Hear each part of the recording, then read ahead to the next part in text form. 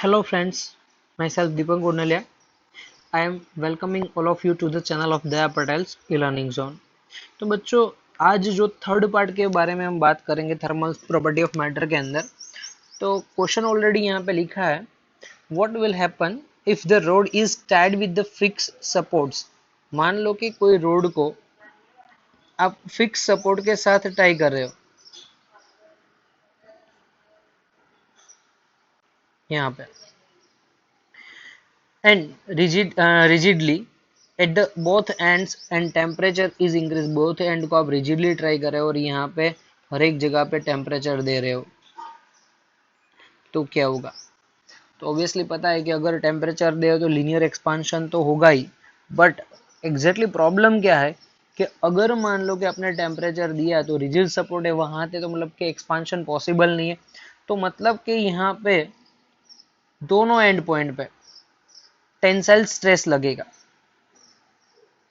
मतलब कि जो भी एंड है, एंड के अंदर जो लेंथ में जितना इंक्रीज आ रहा है उतना ही यहाँ पर कंप्रेशन होगा। तो पहली चीज तो आप डिफाइन कर सकते हो कि here linear expansion due to temperature, और लीनियर एक्सपांशन टेम्परेचर के लिए क्या होगा, delta L is equal to L alpha delta D. Suppose हम डेल्टा एल बाई एल को सब्जेक्ट करते हैं तो आंसर होगा alpha delta D. Equation first दे दो। ओके, अभी क्या होगा कि जितना लेंथ का इंक्रीज आ रहा है उतना ही कंप्रेशन होता है, मतलब चेंज इन लेंथ मिलेगी। And due to this fix support, तो फिक्स सपोर्ट से आपको फाइंड करना है, तो आप लिखेंगे यहाँ पे here Young modulus y is equal to stress by strain, क्योंकि यहाँ पे दोनों एंड पॉइंट पे स्ट्रेस भी लगेगा, उसके लिए स्ट्रेन भी मिलेगा। स्ट्रेस है f by a and divide with delta l by l। चलो मैं डेल्टा एल बाई एल को सब्जेक्ट कर लूँ तो आपका आंसर मिलेगा F divide by A Y. Equation number 2, दोनों इक्वेशन है फर्स्ट एंड सेकेंड, दोनों को कंपेयर करते हो तो alpha delta T is equal to F upon A Y. तो F is equal to A Y alpha delta T, मतलब कि जो दोनों एंड पॉइंट है वहां पे जो रिजिड सपोर्ट कितना फोर्स लगाएगा तो इतना फोर्स अवेलेबल है। F is equal to AY, A यानी कि area, cross section area, Y is the young modulus for the material, alpha यानी कि coefficient of the linear expansion, and delta D temperature में कितना चेंज किया हो। Simply यही इक्वेशन का यूज करके आप कैलकुलेशन कर सकते हो। गिवन डेटा ऑलरेडी डिफाइन होता है तो आपको आंसर मिल जाएगा। Let us take with the example. Suppose example के लिए मेरे पास यहाँ पे अल्फा स्टील ऑलरेडी पता है कि 1.2 इंटू 10⁻⁻⁵। स्टील को गर्म करने के लिए जो कोफिशिएंट ऑफ लीनियर एक्सपांशन है that is alpha 1.2 into 10⁻⁵ degree kelvin, kelvin inverse. दूसरी चीज, यंग मॉड्यूलस स्टील का पता है 2 into 10⁻11 power, 2 into 10⁻11 power. Suppose area हम ले लेते हैं, area is equal to 40 into 10⁻⁻4, बहुत ही स्मॉलेस्ट एरिया है। चलो एरिया भी मिल गया। और लास्ट वन जो आपको यहाँ पे इक्वेशन में चाहिए, A Y alpha delta D, temperature का चेंज जो मिलेगा। सपोज मान लो कि टेम्परेचर का चेंज 100 जितना मिल रहा है, चेंज इन टेम्परेचर 100 है, तो इस इक्वेशन का आप सॉल्यूशन निकालो तो F is equal to A Y alpha delta D. चलो तो यहाँ पे आप वैल्यू प्लेस कर दो, 40 into 10⁻⁻4, 2 into 10⁻11 alpha 1.2 into 10⁻⁵, delta D 100। चलो 11 पावर 4 एंड 9, 9 11 माइनस 9 2, 2 और 100 10⁻⁴ पावर। और यहाँ पे 40 इंटू 2 80, 80 इंटू 1.2 96 इंटू 10⁻⁴ आंसर मिलेगा। 96 इंटू 10⁻⁴, तो 9.6 इंटू 10⁻⁵, अप्रोक्सीमेट आप ले लो 10⁻⁴ ही होगा, हाँ 10⁻⁵। अप्रोक्सीमेट 10:6 आंसर मिलेगा। तो अगर आप इतना फोर्स दोनों साइड से दे रहे हो तो जितनी लेंथ में इंक्रीज आएगा उतना ही यहाँ पे कंप्रेशन पॉसिबल है, और वो कॉन्सेप्ट मिलेगा यहाँ पे कौन सा, टेंसाइल स्ट्रेन का। ओके, वही कॉन्सेप्ट का यूज करना पड़ेगा यहाँ पे। चलो नेक्स्ट बात करते हैं, हीट कैपेसिटी क्या है। तो heat capacity is the ratio of given heat to the substance and change in temperature. तो आप लिख सकते हो ratio of given heat to the substance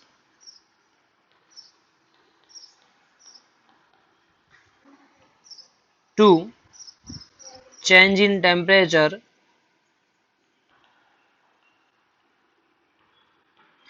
is called heat capacity। चलो, तो यहाँ पे आप हीट कैपेसिटी का इक्वेशन डिफाइन करने जा रहे हो, तो हीट कैपेसिटी को एस से रिप्रेजेंट करेंगे। S is equal to delta Q divide by delta D. Given heat is represent as delta Q and change in temperature is represent as delta D. तो suppose कोई object का temperature T जितना है, उसको increase करके मैं T plus delta D करने जा रहा हूँ, तो वैसा ही तो इंक्रीज नहीं होगा। उसके लिए मुझे क्या करनी पड़ेगी, सफिशिएंट अमाउंट की हीट देनी पड़ेगी, डेल्टा क्यू जितनी हीट दे रहा हूँ। तो मतलब कि यहाँ पे per unit temperature the heat required for the object that is called the heat capacity. Generally पता है कि मान लो कि यहाँ पे एक ऑब्जेक्ट है, इस ऑब्जेक्ट का इनिशियल टेम्परेचर तो होगा ही कुछ ना कुछ T जितना, लेकिन मैं उसको गर्म कर रहा हूँ नीचे से, मतलब कि कोई बर्नर रख रहा हूँ, तो मतलब इसका temperature T plus delta D जितना हो गया। तो यहाँ पे आपने क्या कर दिया, कुछ हीट अप्लाई की तो टेम्परेचर इंक्रीज हुआ, यानी कि हीट बाय टेम्परेचर का जो डिफरेंस है, यानी कि रेशियो है, रेशियो को हम डिफाइन करेंगे हीट कैपेसिटी। ओके, यूनिट के बारे में बात करेंगे। यूनिट क्या होगा, चलो यूनिट को रिप्रेजेंट करने के लिए डेल्टा क्यू हीट को आप रिप्रेजेंट करेंगे जूल में, और डिवाइड बाय टेम्परेचर, टेम्परेचर को रिप्रेजेंट करेंगे केल्विन में, और दूसरा है कि कैलोरी में भी हीट को रिप्रेजेंट कर सकते हैं और टेम्परेचर को केल्विन में भी रिप्रेजेंट करते हैं, कैलोरी पर केल्विन और जूल पर kelvin, that is the unit. अगर डायमेंशन फॉर्मूला के बारे में बात की होती तो आप डायमेंशन फॉर्मूला भी यहाँ पे लिख सकते हो। डायमेंशन फॉर्मूला जूल का आपको पता है m1L2T-2, और केल्विन का डायमेंशन फॉर्मूला है K1, यानी कि आंसर मिल जाएगा m1L2T-2 K-1। यही आपका आंसर है, ठीक है। चलो यहाँ पे जो टॉपिक है that is specific heat. Specific heat में क्या डिफरेंट है, तो पहले तो सिंपल से क्वेश्चन के एक्सप्लेनेशन के साथ दे दूं कि मान लो कि कोई एक बॉडी है, उसका मास m है, already mass is fixed given, unit mass की बॉडी है। A body having the unit mass and raise in the temperature of this body, that is delta D, and for that amount of heat required, that is called the delta Q. It is called the specific heat। तो आप define कर सकते हो कि per unit mass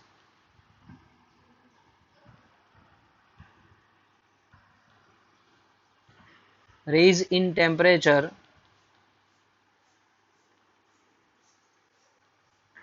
is delta T and amount of heat required for it is delta Q, then this term is defined as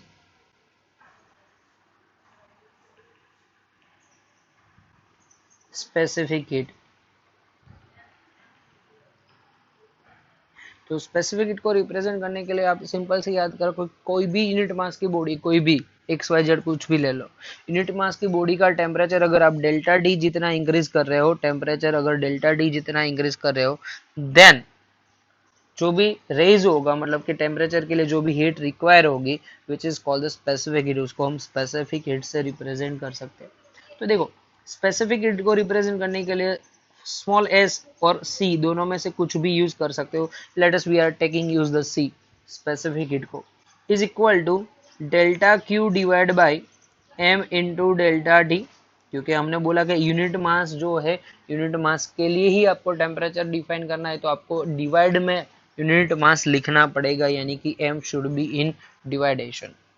okay, already हमने capital S यानी कि heat capacity को ऑलरेडी डिफाइन कर ही दिया है, तो हीट कैपेसिटी को क्या बोलेंगे, कैपिटल एस, तो मैं लिखूंगा कैपिटल स्मॉल एस और C should be represent as capital S by M, यानी कि heat capacity by mass, heat capacity divide by mass. Okay, else we can represent that delta q divided by m delta t, delta q divided by m delta t से भी आप represent कर सकते हो। ठीक है, ओके, नेक्स्ट बात करेंगे यूनिट की। तो यूनिट क्या होगा, चलो यूनिट को आप रिप्रेजेंट करने जा रहे हो, तो आपको पता है कि ऊपर जो है डेल्टा क्यू है, नीचे जो है M delta T, delta Q का यूनिट है जूल पर मीटर केल्विन, तो ऊपर लिख सकते हो जूल मीटर, मीटर नहीं sorry my mistake, M for mass, mass को केजी में लिखेंगे, joule per KG inverse kelvin inverse. दूसरा यूनिट अगर लिखना है तो कैलोरी पर केजी केल्विन, तो कैलोरी पर केजी इनवर्स यानी केजी इनवर्स और केल्विन इनवर्स। चलो डायमेंशन फॉर्मूला की बात करते हैं,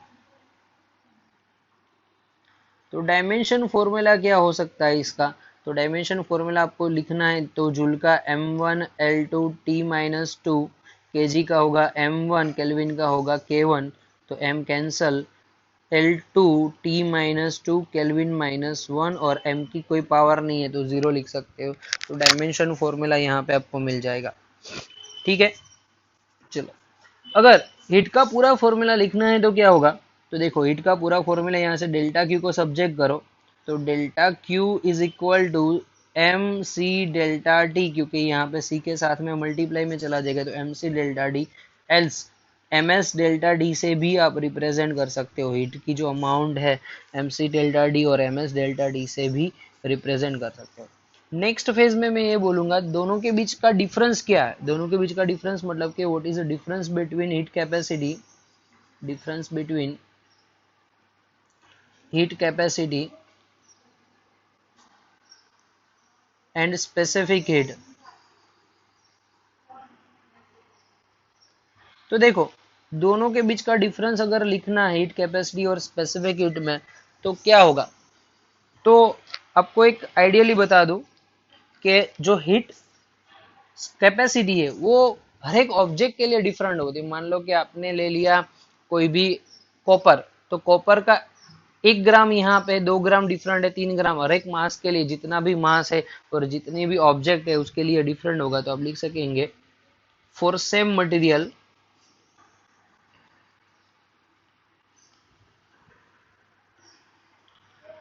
heat capacity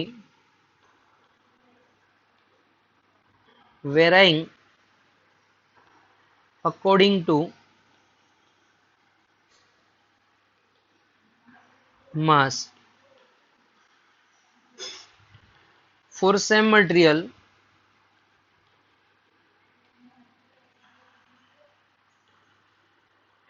specific heat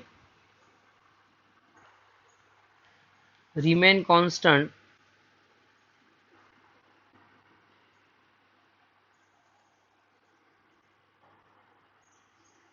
in every place। मतलब पूरे यूनिवर्स में आप कहीं पे जाओ, अगर आपको कॉपर की स्पेसिफिक हीट दी है तो वो हर एक जगह पे फिक्स है, वो कभी भी चेंज नहीं होती है, ओके एक ही रहती है। बट बहुत सारे केस में क्या है कि अगर आप सिर्फ हीट कैपेसिटी की बात करो तो वो डिफरेंट लोकेशन टू लोकेशन भी चेंज होगी और ऑब्जेक्ट टू ऑब्जेक्ट भी चेंज होगी, मतलब कि जैसे कि कॉपर की रिंग है या कॉपर का कोई कॉइन है तो दोनों के अंदर हीट कैपेसिटी डिफरेंट है, बट स्पेसिफिक हीट कोई भी मटेरियल क्यों ना कॉपर हर एक जगह पे सेम रहती है। चलो यहाँ पे नेक्स्ट टॉपिक में है मोलर स्पेसिफिक हीट। तो एक वर्ड यूज किया है मोलर, तो स्पेसिफिक हीट तो पता ही कि अगर यूनिट मास है तो यूनिट मास के लिए जो भी चेंज इन टेम्परेचर के लिए आपको हीट रिक्वायर है, that is called the specific heat. But यहाँ पे मोलर है तो टर्म में क्या चेंज होगा, तो लिखेंगे पर यूनिट मोल, पर यूनिट मोल। जब मास को यूज कर रहे हैं, मास की जगह पे हम क्या यूज करेंगे, मोल, तो लिखेंगे पर unit mole the heat require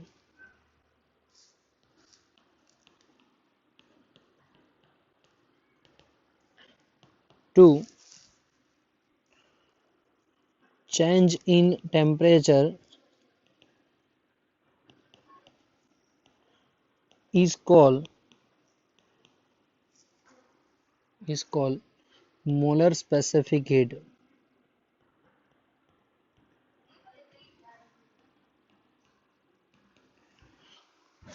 okay, molar specific heat के लिए आपको क्या करना है कि पर यूनिट मोल यानी कि जो भी मोल का अमाउंट है वो फिक्स होना चाहिए, यूनिट जितना, 1 यूनिट ही जितना होना चाहिए। तो उसके लिए अगर आप चेंज इन टेम्परेचर का चेंज कर रहे हो तो उसके लिए जो भी हीट चाहिए उसको हम क्या रिप्रेजेंट करेंगे, मोलर स्पेसिफिक हीट, और उसको सी से रिप्रेजेंट करेंगे। C is equal to given heat delta Q divide by unit mole mu into delta T. C is equal to delta Q divide by mu delta T. अगर बच्चों इसको represent करना है unit के साथ में तो यूनिट क्या होगा, तो जूल पर मोल केल्विन, एल्स कैलोरी पर मोल केल्विन, दोनों में से कोई भी यूनिट डिफाइन कर सकते हो आप। Clear, dimension formula according to लिख सकते हैं, लेकिन मोल का कोई भी डायमेंशन फॉर्मूला होता नहीं है, इसलिए जूल पर मोल पर केल्विन यही यूनिट याद रखना है। ठीक है, तो यहाँ पे आपने जो डिस्कशन किया that is the molar specific heat. But next topic है at constant volume and constant pressure. चलो तो नेक्स्ट बात में बात करेंगे यहाँ पे molar specific heat at constant volume. चलो हमारे पास PV is equal to mu R two equation है, इसके अंदर अगर मान लो कि वॉल्यूम को कांस्टेंट कर रहे हो, वॉल्यूम को कांस्टेंट कर रहे हो, तो उस कंडीशन पे जो मोलर स्पेसिफिक हीट मिलेगी उसको आप बोलेंगे molar specific heat at a constant volume. तो डेफिनेशन लिखेंगे, if the gas is held under constant pressure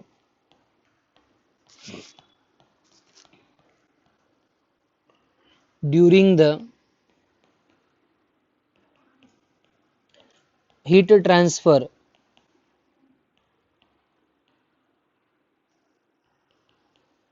then it is called the molar specific heat capacity at constant pressure, constant volume। Sorry, volume में लिखा है तो मैं गलती लिख दिया। If the gas is held under the constant volume, यहाँ पे वॉल्यूम आएगा, मिस्टेक हो गई, during the heat transfer then it is called the molar specific heat at a constant volume। चलो दूसरी लैंग्वेज में मैं इसे भी बता सकता हूँ कि अगर कोई भी गैस है उसका वॉल्यूम कांस्टेंट कर देता हूँ, कोई भी गैस है उसका वॉल्यूम कांस्टेंट कर देता हूँ, then after per unit mole के लिए मैं डेल्टा टी जितना टेम्परेचर कर रहा हूँ, इंक्रीज कर रहा हूँ, तो उसके लिए जो भी मुझे अमाउंट ऑफ हीट चाहिए उसको बोलेंगे molar heat capacity specific heat eight a constant volume. उसको लिए रिप्रेजेंट करने के लिए वर्ड है सीवी, इससे रिप्रेजेंट करेंगे सीवी। चलो next point, molar specific heat at constant pressure. चलो कांस्टेंट प्रेशर के लिए आपको लिखना है तो डेफिनेशन बस वही रहेगी, लेकिन वॉल्यूम की जगह पे आप लिखेंगे प्रेशर। तो आप डिफाइन कर दो, if the gas is held under constant pressure during the heat transfer,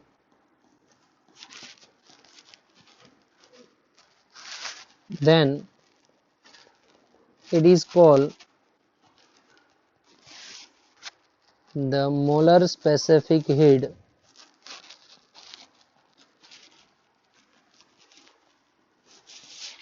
capacity. Heat सिर्फ not capacity, molar specific heat, capacity नहीं लिखेंगे तो भी चलेगा, कोई ज़रूरी नहीं है। एट कांस्टेंट प्रेशर, उसको सिंबॉलिक फॉर्म में लिखना है तो we can represent at CP. Clear? तो यहाँ तक आज का लेक्चर रखते हैं, नेक्स्ट लेक्चर में वापस मिलेंगे। Thanks for watching this video. अगर कुछ भी डाउट है तो आप कमेंट सेक्शन में जाके डाउट पूछ सकते हो।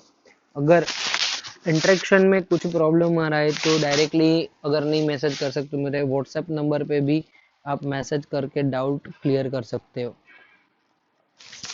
Bye, have a nice day.